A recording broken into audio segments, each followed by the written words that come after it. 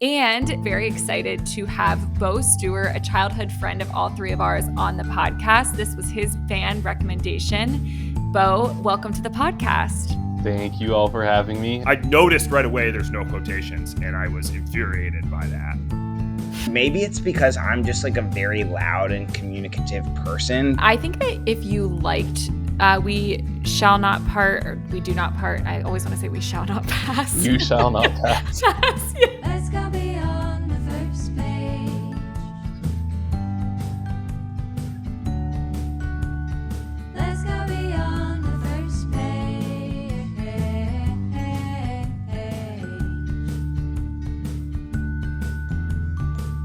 Welcome back, Second Pagers. This is Beyond the First Page podcast with siblings Phoebe, Phil, and Isaac. I'm Phoebe. I'm Phil. I'm Isaac. And this is Club Meeting 40, We Do Not Part by Han Gong.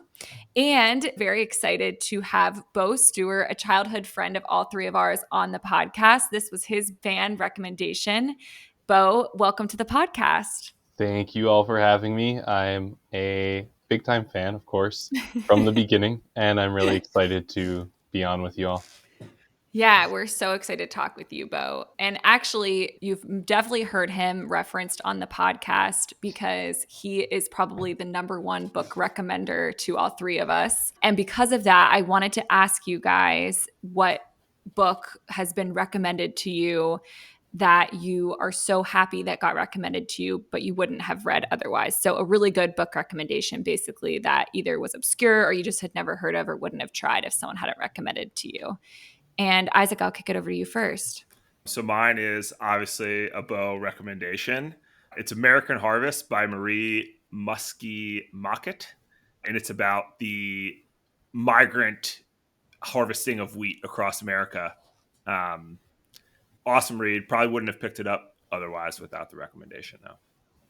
Yeah. Bo, what about you?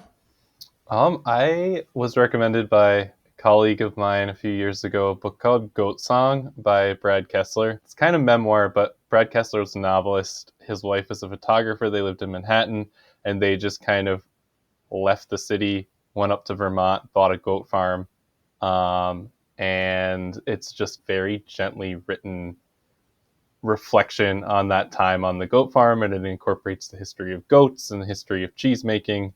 And yeah, it's just one of the most gently written things I've ever read, and I really enjoyed it. I like that term, gently written.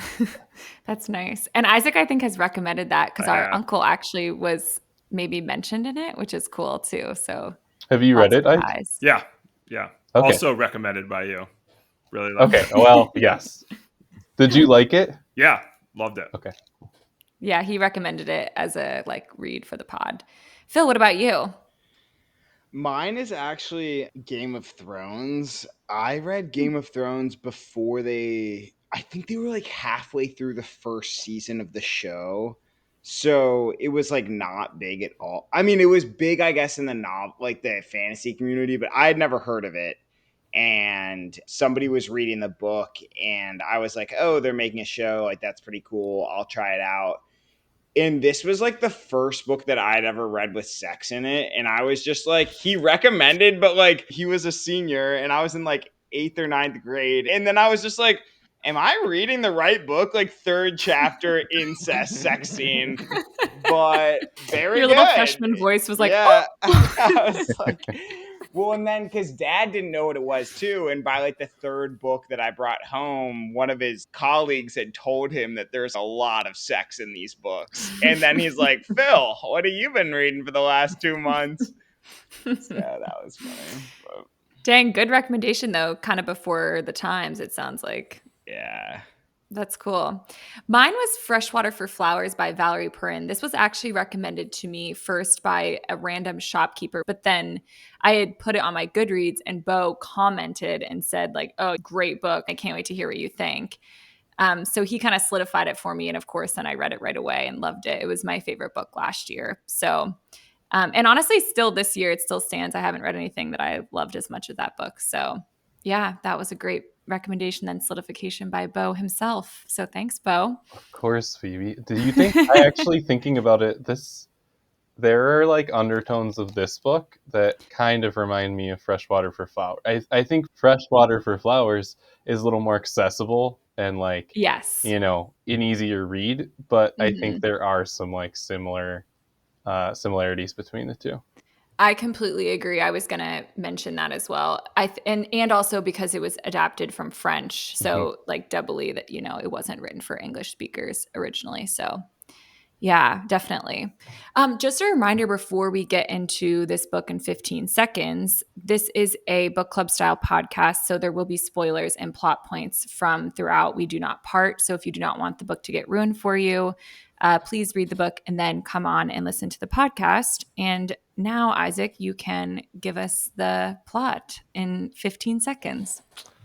Okay, so this book in 15 seconds. The narrator gets a text from her friend Insun to come to the hospital in Seoul. She shows up there and sees that her friend has lost all her fingers in her hand from a carpentry accident, is undergoing this like really intensive treatment. And Insun asks her to go to Jeju, her home island, to take care of her bird that is there, and that so that she doesn't die. When she gets there, there's a huge snowstorm. She finds the bird dead, and then potentially there are some premonitions where she learns about her family's history with the massacre of Jeju from World War II. And that's pretty much the book. Yeah.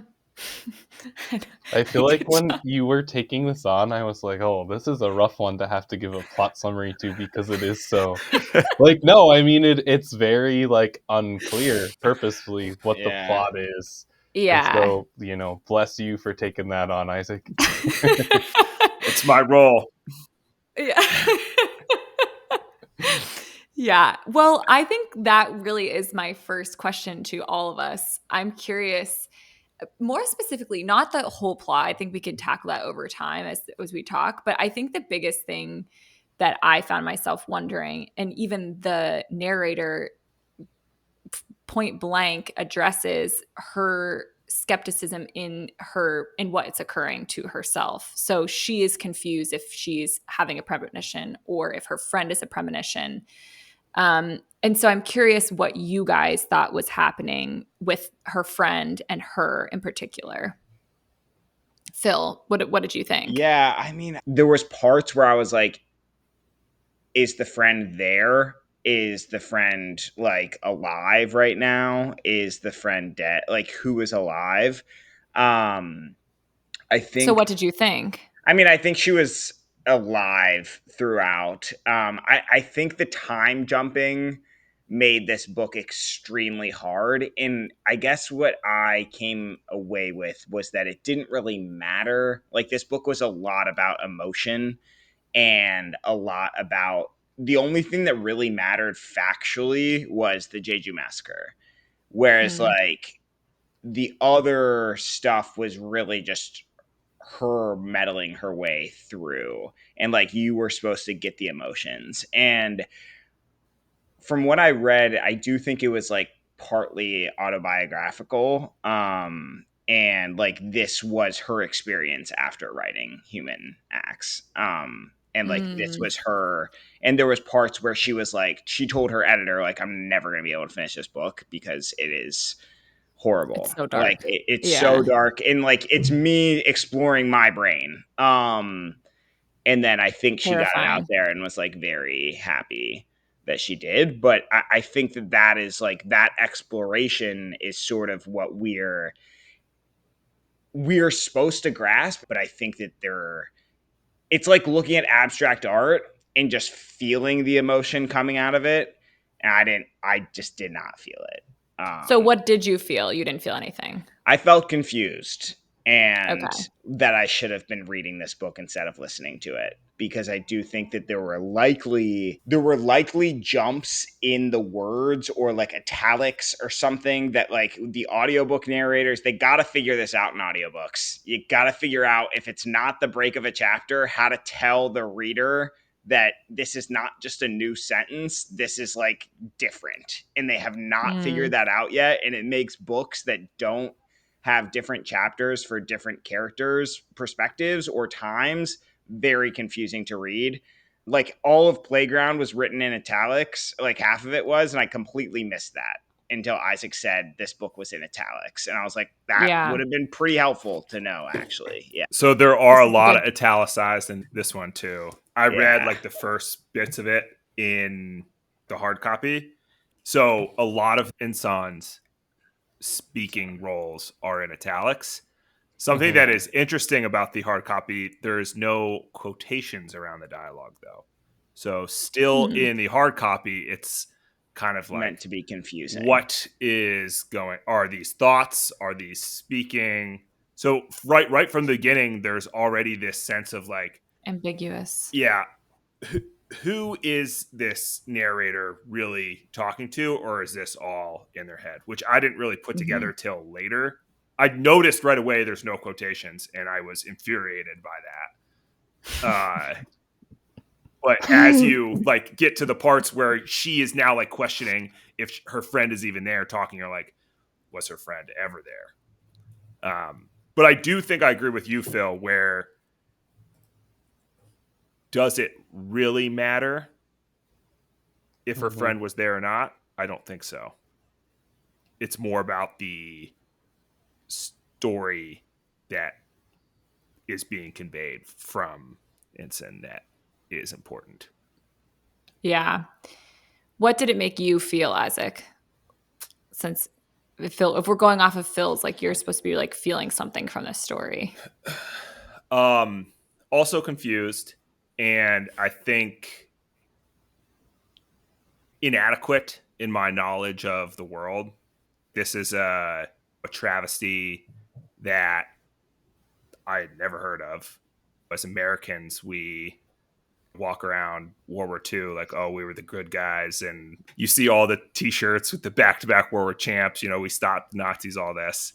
And South Korea, there was this horrible, horrible atrocity on South Korea that we had never learned about in world history. Yeah. So I think inadequate of my knowledge of the world. I don't know if I necessarily got the like horrific, like, oh God, this is bad. But I don't know if I felt I knew what I was supposed to be feeling. And it was this woman's like, she got to this island and she was South Korean. So she like had this like connection to this atrocity through her friend and just through her nationality that is there that I didn't feel. And and Phil was saying like there's a translation thing. So I don't know if that's a translation thing. I don't know if that's like I'm not South Korean, so I don't know about it. Maybe like I'm just kind of putting words into your mouth now, but like not maybe as horrific as other books that we've read that have been displaying atrocities. Like it wasn't getting to that level of emotion, or did it? No, it did not. Okay. Like I'm trying to think of examples. Like there was for the book club. Like Beloved, I think really was very graphic and horrible. Yeah, it was. So when you knew what was going on in Beloved, that was horrible. But yeah. Yeah. Yeah. Bo, what did you think? Did you think it was a hallucination? Did you think it didn't matter? And what did it make you feel? I think I agree with Phil and Isaac. I don't know who. I'm guessing one of them was dead. I think it kind of doesn't matter because regardless, our narrator experienced this, whether she was the one who was dead or it was Insun visiting her, while she's in some kind of hallucinatory state. I don't think it matters as much. So I think I agree with them. In terms of how it made me feel, I think like bringing up Isaac's point that, I feel like the atrocities with which this country is associated, there's so many of them that like most people don't even like, right? Like we don't even, your typical American doesn't even know about the fact that we had a hand in what happened on Yes. Jeju. And I don't have a great knowledge base on Jeju. I've actually been to Jeju, but Cool. my history knowledge is very basic, right? So basically, for listeners who want the broad brush version of this is like precursor lead up to the Korean War, which was, a proxy for the Soviets and communism versus the US really pushing capitalism. And the US kind of took this really aggressive approach that they wanted to like stamp out any chance of communism taking root anywhere in the world because they thought it would spread like wildfire and that would be bad. And so they, in a lot of cases, the administrations or the people kind of carrying out US policy just did like the ends justified the means. Whatever they had to do, it was hand waved and done. And so this is happening after World War II in the years leading up to the formal Korean War. And you see that in the text, right? They're talking about Reds and communists and the suspected like communist guerrillas who would have been affiliated with North Korea, who were on Jeju, which is off the southern coast of Korea. And so I don't know. It's depressing to think about because this happened very frequently with our country's backing in the not that distant past. Right. And just the horror of it, like as portrayed. I don't know. I was fairly moved by it. I think that she felt like she didn't have to be. She was pretty clinical in describing most of it, I feel like. Yeah. And her writing is very spare, right? And so I think that she felt like she didn't have to make it like over the top in just kind of the clinical facts of her reporting on like images she saw. Like that's enough to convey the horror of it. And then I think what really moved me from the whole book was kind of towards the end, hearing about In-sun's mother and how she spent this lifetime from her childhood, like looking for her brother and trying to find an explanation. And, that's an experience that a lot of Chileans, a lot of South Americans have with like the disappeared people. I've seen it with like in my own life with people who are involved with a tragedy that doesn't have a clear explanation, trying to figure out what happened, who is responsible, what happened to their loved ones. And that's just very moving to watch. And to me, like the title, We Do Not Part, to me, that's referring to how like inextricable, when you love someone, right? I think there's a line in it where In-sun refers to her mother, where she says she saw the agony of love. Some reference to her mother. She just saw what an agony love is. And for her mother to really spend the rest of her life, even when she has dementia, she is going back to this trauma, 50, 60 years before, of losing her family and not knowing what happened to her brother. That was what actually moved me in the book and like made me, emotional. Yeah. And it did make you emotional, Bo. Yes. Yeah. Yeah. What about you, Phoebe? Yeah, I think I would echo your guys' thoughts. It was more important to me to delineate if it was a hallucination or not. I couldn't say why. I think maybe, and Isaac kind of mentioned, we were just chatting a little bit before, like an unreliable narrator situation.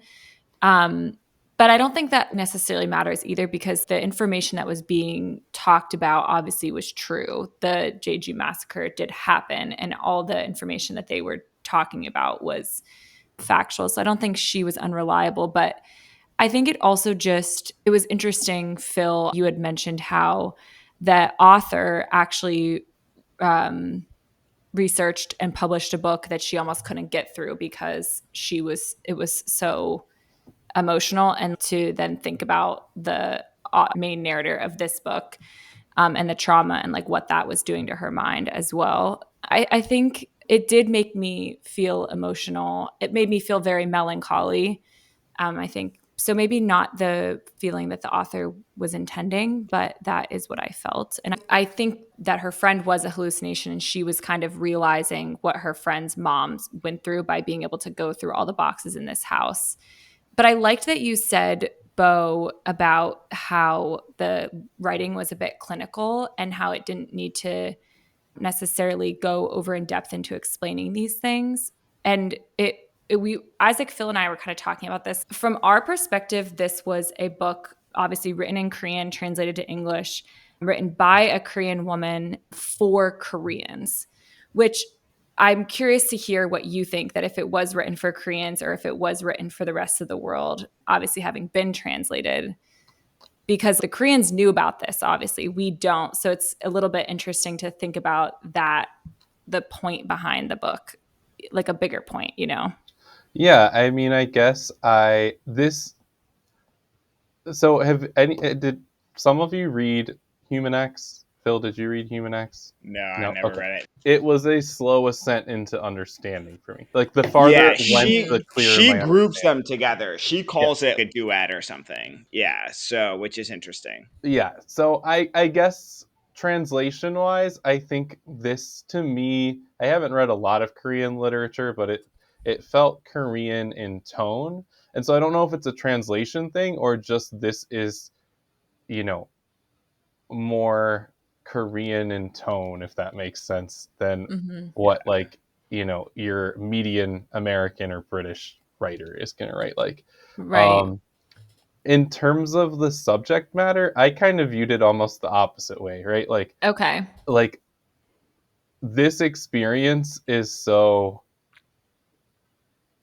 common almost, right? It almost doesn't matter to like it doesn't really matter that this was on Jeju Island or that this was involved Koreans, because this experience of like the depravity of human beings towards each other is unfortunately so common that it's like you could kind of set this in hundreds of, you know, places, hundreds of time Locations. periods. Um, so, you know, I do think having some background on Jeju is probably helpful to like Yeah. being, and because I think just inherently it is not an easy read. Like, right, whether you're a Korean No. reader or you have a whole history of this, I think it's a tough read in some ways. I think there's a momentum to it that's accessible. There was never a point for me, at least, where I was like, I can't continue. But for me, it's a hard read. Yeah. And That's so a good way to phrase it, I think. if you have some of the background, it just makes it a little less hard, right? It makes it a Yeah. little more approachable when you're like, okay, what are they referencing? You know, I think she probably does take some assumptions that her readers, because she wrote it in Korean at first, right? She's Mm-hmm. taking some assumptions that her readers have some background. And so, yeah, I think it does make it a little less accessible if you don't have the background. Yeah. Yeah, I try not to, when I am reading books, Google stuff about it during Right. it because I don't want to potentially ruin anything else. This Right. is one of those books I wish I would have just like, oh, I have a question. Let me just find out a little bit more about what is Right. going on and accept the risk of possibly ruining it. Because I do think having a little bit of history on Jeju, having a little, so I assume the not the author, but the narrator wrote a book about, she was calling G. I'm assuming that was Yeah. the Gwonju uprising Gwangju, that she yes. Mhm. wrote a book on. Yes. Yeah. I wish Which I is would have in just knew Seoul. that, but in my head, like that was not allowing me to, keep going. I kept going to this book like, I don't know what's going on. I don't know what's going on. And I wish I would have just Googled something, Googled it. gotten it, and then like accepted that I'm going to learn more now as it goes in. I hear you, Isaac, because sometimes you read historical fiction and part of the experience intended is for you to learn about Right. Yeah. the history, Yeah. whereas I don't think that was her purpose here, right? No, That was No. not just at all. right. Yeah. And I do Would you think consider this historical fiction? I mean, I think part of it is this is it's not incidental that she wrote about Jeju, right? I think she wanted to Right. specifically write about the trauma of that, and it was parallel to, you know, she wrote about Gwangju and Human X, which is kind of one of her two other big novels, and that was more during her lifetime, right? That was in 1980. She would have been, you know, a young woman then, Whereas this is something older, but there are parallels between the two events. So I think this was, you know, an attempt to address something that in Korea there's still this kind of, I mean, you hear about the characters talking about how they stayed quiet for all of those years, and obviously that's fallen off over time as the family Right. group has then been able to, you know, in the 90s and 2000s, we hear in the novel the family groups are openly asking for this to be investigated. But I still think it's fresh. It's relatively fresh. There are people still alive who went through Lived this. this. Right. And so for a country has to process that, right? A society Mhm. has to process that. And sometimes like literature's a vehicle to do that. So I think she intentionally did that part, but I don't think it was just like a, you know, simple historical fiction where it's like we're Yeah. educating you about what happened on Jeju. Yeah. Yeah. Like it wasn't a happy coincidence that you're learning about Jeju, but it also to me wasn't historical fiction because the point wasn't to educate you. The point was to, or even like, yeah, like highlight. I mean, it was to highlight the time period, but it was also, it was more highlighting the atrocity, which, as you mentioned, Bo, happens all over the place. I think thinking about your question, Phoebe, about historical fiction, pretty much any reference back to the past, I think she's writing very authentically because she's not trying to set the characters back there. Any references back are through testimonies and through recordings they found in Right. the present, right? And that's just I think it's a very interesting way to write about a historic event. To me, it's a little bit of I find it's a little bit like dress up and hokey. Like, I don't know. So if I ever tried to do something like that, I respect her approach that like she's writing this as she feels like she has some authority to write it about. Mm-hmm. Also, not hokey at all. That's such a funny point because historical fiction so often is. Even good historical fiction, at the end of it, you kind of are left with that feeling on you of the hokiness. This in no way was hokey. It just at the end, it ends and you're like, I don't think I grasped the meaning here. Almost, it was almost like too much in the opposite direction. Yeah, but that's funny about the hokiness. I never thought about that, but it's definitely so true about historical fiction. Yeah, no, I think you're right. A lot of historical fiction is very on the nose, and whatever the Mhm. opposite of on the nose is, like, That's what this that's what was. this Yeah, straight up. What did you guys think happened at the end? And also then how did the ambiguous ending impact your feeling of the book? I think for me it was kind of poetic justice in a way. It really, the total obscurity the entire time, why not end it that way? But to me it actually was pretty, it wasn't like Martyr. I don't know if you read Martyr, Bo, No, I where at haven't the read it. end it's a total like, what, literally what happened? This, I think, to me was fairly obvious that to me, my interpretation at least, she passed away. This woman passed away. But I think there was like contentment in that at the end. And I think that was upon finding out unearthing all this information about the massacre and being able to connect with her friend about that. So, and I guess at the end, I liked the ending. Oh, so I didn't read that as.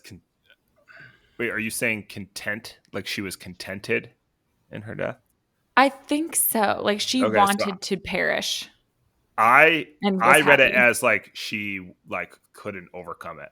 Like it was another, Oh, you it know, was too much she's for now her. 2 generations removed from this atrocity, and it's Mhm. still crushing them. Okay. And that's like kind of what, Yeah. generational trauma does. That's what I kind of read it as. I buy that as well. I'm not like strong on my stance, but Yeah. I like I'm not super your strong take. either, but I definitely got like not a content. I don't think anything Okay. was content in this book. I agree. I think that this was, I don't know if she had a specific interpretation in mind. I think the ambiguity is the feature, right? Not the Right. bug. I For took sure. out, I didn't think you could take a lot of stuff out of it. What I kind of took out of it was like the beauty of these human connections, right? And how they can transcend death or absence. So, like, we see again, it's me thinking about why she titled it the way she did, or why her Mhm. English publisher titled it the way they did. But Insun's mother, and just like, I think what moved me so much was that this woman then spent her life trying to just do the work to figure out what happened to her brother. The fact that people will labor after their loved one's gone, and that's like an act of love, is to just keep Mhm. putting that work in. And then later in the book, or at another point in the book, Insun, when she ran away and fell down the embankment or whatever, and her Mhm. mother was visited by her Yeah. spirit or some apparition of her. So I guess for me the ending was, and again, I don't know who was dead, who wasn't, but Right. the fact that like these two women were very good friends, and that they're able to like commune together when they're both in a very fragile state. I don't know how spiritual that was or how supernatural. Obviously, it wasn't reality. It doesn't make Mhm. sense that Insun would have traveled there, you know. Right. So, Logistically. right, but I think it's just showing like the endurance of like a love-based connection. Like the author mentions the sisterly acts that they were doing with each other. Yeah. Right. Yeah. That's a very beautiful take, Bo. I wish I had thought of that myself. Thank you I for don't sharing know. that with I, us I and our think it's listeners. I was trying to be particularly thoughtful, more thoughtful than what I normally read, since I knew I was coming on to talk to you That's guys about good. it. Yeah. Yeah, that's very good. I should have done that maybe, but here we Yeah, are. I think that's We're better getting than knowledge from you. anything that I had about it. I don't really think I had a very erudite reading of this book. I know a lot of books you can say like The Lord of the Rings is just a bunch of small people taking a long walk. And football is just a bunch of people running around trying to get to the end. So you can like very much simplify books with this silly one phrase. This book is hard to do that with. But on the flip side, it was sort of a It was a lot of simple. silly points. No, I mean silly. I mean like Okay. she chopped off her fingers doing sculpture, like sort of could be a hot Carpentry. rod. Like she had this harrowing journey to save this bird that was dead. Like just That's like true. simple plot lines that for somehow like this book no one would say silly book, you know, unless you like just pull those points out, which I think is sort of interesting. I'm liking the book more as we talk about it. Yeah. And I think that that's the mark of a good book club book, is that after someone sort of gives you their take, you appreciate the book a little bit more. So Yeah. Well, I really enjoyed this discussion.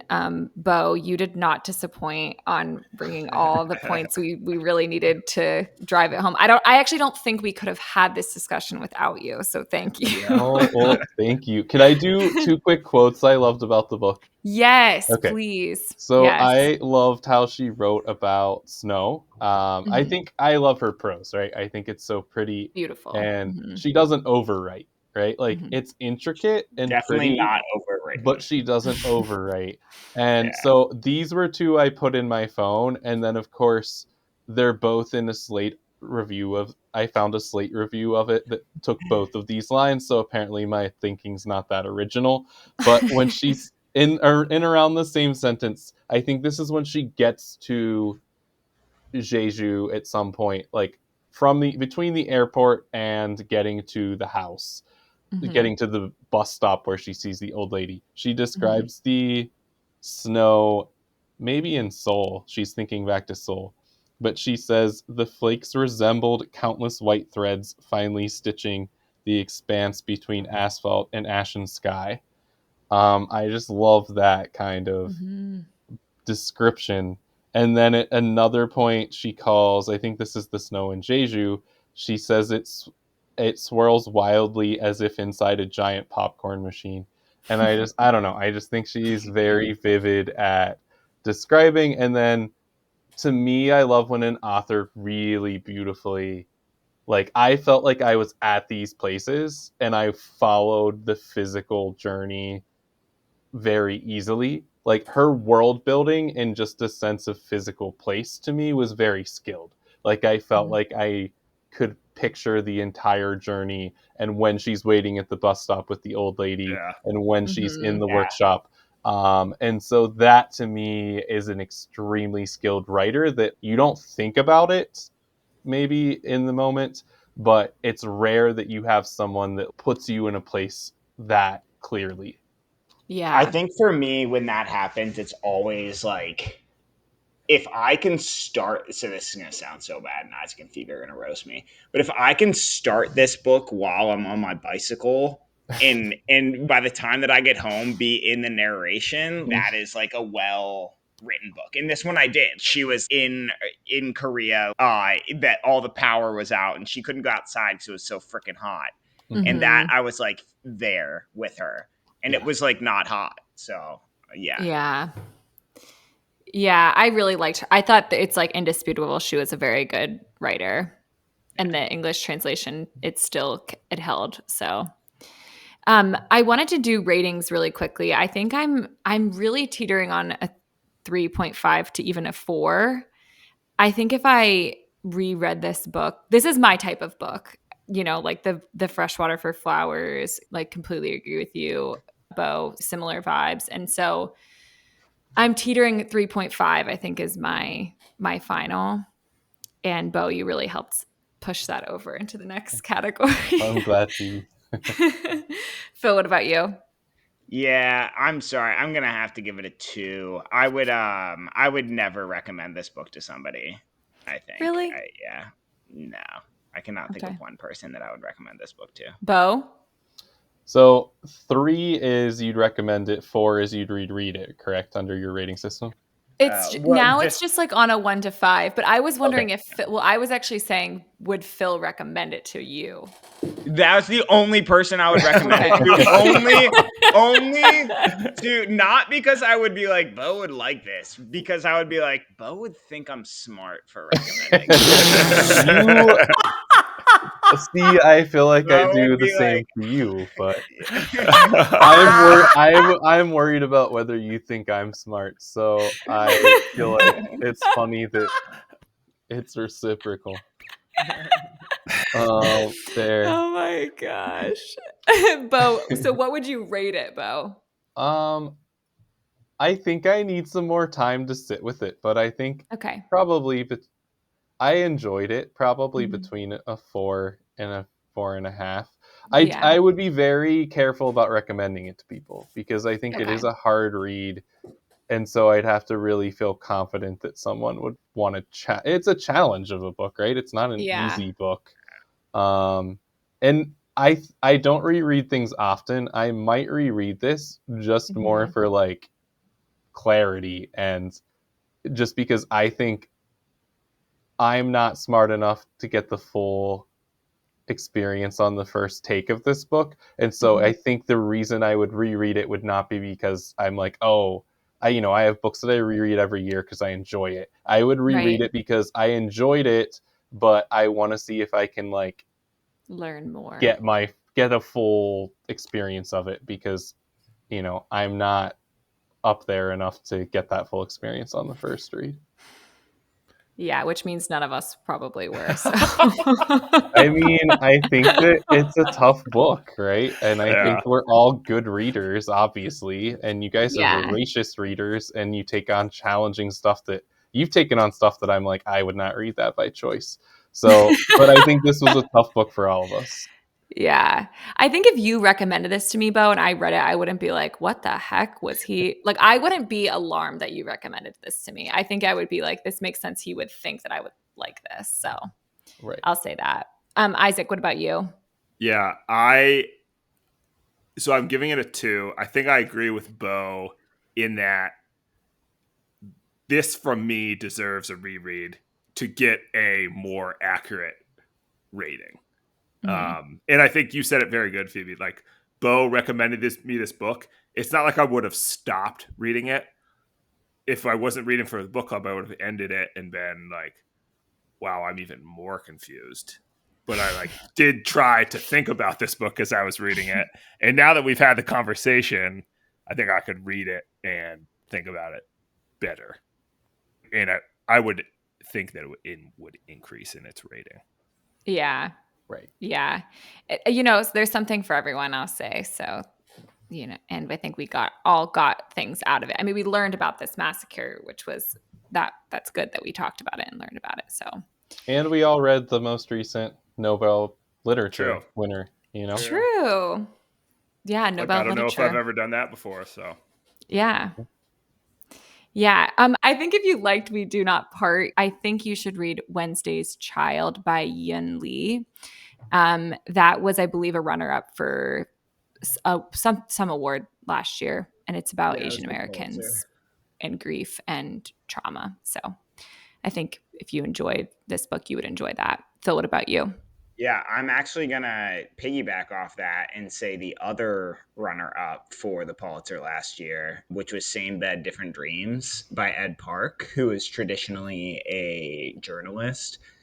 It actually is about Korea, and actually easier to follow for sure than this book, and gives you some more about Korean history as well. So I would really recommend that book. I loved it. Yeah, I've been meaning to read that. Isaac, what about you? I said Beloved by Toni Morrison. We read it last year for the book club. The shifting of who was speaking and the different time periods were very reminiscent of that book for me. Yeah. Yeah. Bo, what about you? I would recommend the Seasonal Quartet by Ali Smith. So she wrote Autumn, Winter, Spring, Summer. She's a Scottish writer. It's a series it's not really a series, but it's a project where it's called fast fiction. She wrote them really quickly, and so they're released, but they are about a period that occurred a few months before they're published, which is Interesting. rare. Yeah.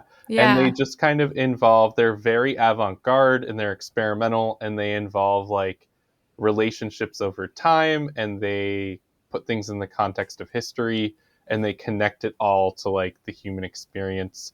But if you want a challenge, I would recommend them by the great Scottish writer Ali Smith. And then I'll throw 2 Korean lit things out there that are very different than this. So there is a novel called Welcome to the Hayunumdong Bookshop that's very light and airy and fluffy, and it's about this woman that kind of dips out of corporate Korean life and opens a very sleepy bookshop. But it's very realistic about what that would entail. It's not all, rainbows and puppy dogs.